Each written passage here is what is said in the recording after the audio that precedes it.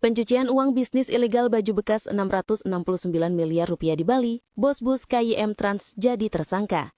Jaringan besar tindak pidana perdagangan dan pencucian uang yang bersumber dari bisnis impor baju bekas ilegal atau thrift di Bali berhasil dibongkar Direktorat Tindak Pidana Ekonomi Khusus Bareskrim Polri.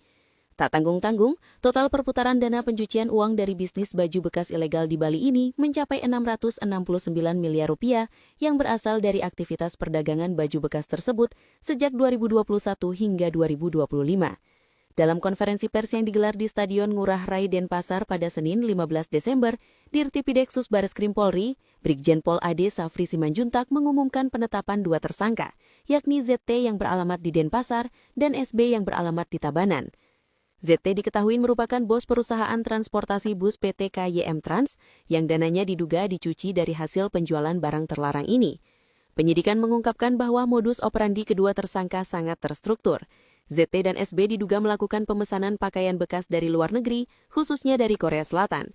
Barang-barang yang termasuk dalam kategori dilarang impor tersebut kemudian dikirim dari Korea Selatan menuju Port Klang, Malaysia menggunakan jasa transportir laut. Setelah itu, barang dimasukkan ke wilayah pabean Indonesia dan dikirim menggunakan ekspedisi darat menuju gudang penyimpanan milik tersangka di Bali. Perbuatan ini berlangsung sejak 2021 hingga 2025.